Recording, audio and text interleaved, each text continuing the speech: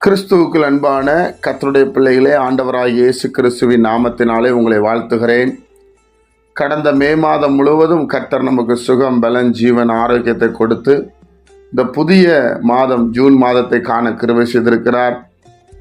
நிச்சயமாக இந்த மாதத்தில் கர்த்தர் உங்கள் பிள்ளைகளுக்கு வேண்டிய ஸ்கூல் ஃபீஸ், காலேஜ் ஃபீஸ் மற்றும் உங்களுக்கு தேவையான அத்தனையும் செய்து ஒரு சமாதானமாய் நடத்துவார் என்று நான் இயேசுவின் நாமத்தில் விசுவாசிக்கிறேன், ஜெபிக்கிறேன். கர்த்தருக்கு நன்றி செலுத்துகிறேன். பிரியமானவர்களே, இந்த மாதத்தில், இந்த நாளிலே, இந்த முதல் நாளிலே ஆண்டவருடைய சமூகத்திலே வசனத்தை நாம் தியானிக்க அழைக்கப்பட்டிருக்கிறோம். இந்த மாதத்தின் வாக்கு தத்தமாய் கர்த்தருடைய வார்த்தையாய் நாம் தியானிக்கக்கூடிய வசனம் யோவான் எழுதின சுவிசேஷம் 10ஆம் அதிகாரம் 9ஆம் வசனத்தை நாம் வாசிக்கும் போது, யோவான் 10ஆம் அதிகாரம் 9ஆம் வசனம், நானே வாசல், என் வழியாய் ஒருவன் உட்பிரவேசித்தால் அவன் ரட்சிக்கப்படுவான், அவன் உள்ளும் புறம்பும் சென்று மேய்ச்சலை கண்டடைவான். என் அன்புக்குரியவர்களே, ஆண்டவராய் இயேசு கிறிஸ்து இந்த 10ஆம் அதிகாரம் முழுவதும் அவர் ஒரு மெய்ப்பனாய் செயல்பட்டு வருகிறதை நாம் பார்க்க முடியும். திருடன் எதற்காக வருகிறான்? திருடன் திருடவும் கொல்லவும் அழிக்கவும் வருகிறானே என்று வேறொன்றுக்கும் வரான் என்று சொன்ன ஆண்டவர் திருடர்களுடைய காரியங்களை அழகாய் சொல்லுகிறார். வேறு வழியாய் ஏறுகிறவன் கள்ளனும் கொள்ளைக்காரனுமாய் இருக்கிறான் என்று சொல்லுகிறார். வாசல் வழியாய் பிரவேசிக்கிறவன் தான் ஆடுகளின் மெய்ப்பனாய் இருக்கிறான் என்று சொல்லுகிறார். இப்படி கர்த்தர் ஜனங்களுக்கு ஒரு நல்ல மெய்ப்பனாக தன்னை காண்பித்து அந்த மெய்ப்பனைக்கு செவி கொடுக்கிற ஆடுகள் எப்படி இருக்கும் என்பதை குறித்த ஒரு வேத வசனம்தான் இந்த யோவான் 10ஆம் அதிகாரம். கர்த்தருடைய பிள்ளைகளே, இந்த யோவான் 10ஆம் அதிகாரம் முழுவதும் நீங்கள் வாசித்து பார்த்தால் நாம் ஒரு விதமான ஒரு சமாதானத்தை அடைய முடியும். காரணம், நம் ஆண்டவராகிய இயேசு கிறிஸ்துனுடைய கைகளிலே இருக்கிற ஒரு ஆடுகளைப் போல இருந்தால், வேதம் சொல்லுகிறது, நானே நல்ல மெய்ப்பன் என்று சொல்லுகிறார். நமக்கு ஒரு அருமையான மெய்ப்பர், நமக்கு ஒரு பிரதான மெய்ப்பர், நமக்கு ஒரு பாசமுள்ள மெய்ப்பர், நம்ம மேல அன்பு வச்சிருக்கிற ஒரு மெய்ப்பர். அப்போ அந்த மெய்ப்பர் என்ன செய்தார் என்றால், ஆடுகளுக்காக ஜீவனையே கொடுக்கிறாராம். நமக்கு மெய்ப்பராயிருக்கிற ஆண்டவர் நமக்கு ஜீவனை கொடுக்கிறவராயிருக்கிறார். என் அன்புக்குரிய கர்த்தருடைய பிள்ளைகளே, அப்படிப்பட்ட ஒரு உன்னதமான தெய்வத்தை தான் நாம் ஆராதித்து கொண்டிருக்கிறோம். இங்கே சொல்லுகிறார், நானே வாசல் என்றால் இந்த வாசல் வழியாகத்தான் நீங்க போகணும். வேலைக்கு போனாலும் சரி, எங்க போனாலும் சரி, பிரயாணப்படுறாலும் சரி, ஏதோ ஒரு இடம் வாங்கினாலும் சரி, குழந்தை செல்வம் வந்தாலும் சரி, தேவனுடைய பிள்ளைகளே, இந்த உலகப்பரமான காரியம் எந்த காரியம் நடந்தாலும் சரிதான், நீங்க ஆண்டவர் என்கிற ஒரு வாசல் வழியாய் பிரவேசித்தால் வேதம் அழகாய் சொல்லுகிறது, அவன் ரட்சிக்கப்படுவான். இயேசுங்கிற நாமத்தை உங்க வாயில உச்சரித்தாதான் ரட்சிப்பே வரும் என்று எழுதுகிறார். அவன் பாதுகாக்கப்படுகிறான். நீங்க எந்த சூழ்நிலை போனாலும் பரவாயில்லை, வேதம் சொல்லுகிறது அவன் ரட்சிக்கப்படுவான்.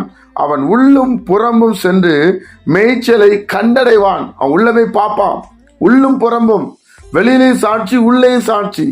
இயேசு கிறிஸ்து வழியாய் ஒரு மனிதன் கடந்து போனான் என்றால் அவன் வாழ்க்கையே பிரகாசமா இருக்கும். அவன் உண்மையுள்ளவனாயிருப்பான், அவன் நீதி உள்ளவனாயிருப்பான், அவன் பரிசுத்தம் உள்ளவனாயிருப்பான், இயேசுவை போல இருப்பான். பிரியமானவர்களே, அதைத்தான் அங்கே எழுதுகிறார், நானே வாசல், நானே வாசல், என் வழியாய் ஒருவன் பிரவேசித்தால் நல்லா இருப்பான் என்று சொல்லுகிறான். தேவனுடைய பிள்ளைகளே, இந்த மாதத்துல நம்ம ஆண்டவருடைய வாசல்ல நாம் கடந்து போகிறவர்களாய் காணப்படுவோம். ஒரு வீடு என்றால் அதற்கு வாசல் இருக்க வேண்டும். ஒரு ஆடு என்றால் மெய்ப்பனை நோக்கி ஓட வேண்டும். அப்பதான் அந்த ஆட்டுக்கு தேவையான தீனி, சாப்பாடு, உணவு எல்லாம் கிடைக்கும். பிரியமானவர்களே, இன்றைக்கு நாம் யாரை பின்னோக்கி ஓடுகிறோம்? எதை பின்னோக்கி ஓடுகிறோம்? இயேசுவை நோக்கி ஓடுகிறோமா? அறிந்து கொள்ளுங்கள். இன்னைக்கு இயேசுவை நோக்கி நம்ம ஓடுவோம். அவர் தான் வாசல். என்ன செய்தாலும், இன்னைக்கு பிசினஸ் போறீங்களா, வேலைக்கு போறீங்களா, ஒரு திருமண காரியத்துக்கு போறீங்களா, இல்லைன்னா இடம் வாங்குறது போறீங்களா, இயேசுவை பின்னோக்கி போங்க. நடத்தி தருகிற தேவன் அவர்தான். தடைகளை உடைக்கிறவர். உள்ளும் புறம்பும் மேய்ச்சலை கண்டடைவான். ஒரு சமாதானம் இருக்கும், ஒரு மகிழ்ச்சி இருக்கும். ஆண்டவர் இல்லாம எதுவும் நடக்காது. பிரியமானவர்களே, ஆண்டவர் இல்லாம எதுவும் சக்சஸா இருக்காது. தயவுசெய்து அறிந்து கொள்ளுங்கள் தேவனுடைய பிள்ளைகள். அவர் எழுதுகிறார், நானே வாசல், நானே வாசல். நியாயமான ஒரு தேவன், உண்மையான ஒரு தெய்வம், பரிசுத்தமான தெய்வம், நீதியின் தெய்வம், தம்முடைய ஜனங்களுக்கு உதவி செய்கிற தேவன், அற்புதங்களை செய்கிற தேவன். அதிசயங்களை செய்கிற தேவன் இந்த ஜூன் மாதத்துல சில அற்புதங்களை செய்வார். உங்க பிரச்சனை எல்லாவற்றையும் எடுத்து போடுவார். பயப்படாதீங்க, கலங்காதீங்க, அவரை மட்டும் விட்டுறாதீங்க. இயேசுவால் அன்றி ரட்சிப்பு இல்லை, இயேசுவால் அன்றி விடுதலை இல்லை, இயேசுவால் அன்றி ஆசீர்வாதம் இல்லை, இயேசுவால் அன்றி நித்திய ஜீவன் இல்லை, பரலோக பாக்கியம் இல்லை. அறிந்து கொள்ளுங்கள். ஒருவேளை இந்த உலகத்தில் நீ கஷ்டப்பட்டு இருக்கலாம், நெருக்கப்பட்டு இருக்கலாம். 15 ஆண்டாச்சு, 20 ஆண்டாச்சு, எனக்கு எந்த நன்மை இல்லை. கவலைப்படாதீங்க. அந்த வாசலை மட்டும் விட்டுறாதீங்க. அந்த வாசலுக்குள்ள பிரவேசிக்க முயற்சி பண்ணுங்க. கர்த்தர் உங்களை ஆசீர்வதிப்பாராக, மேன்மைப்படுத்துவார். ஜெபிப்போமா?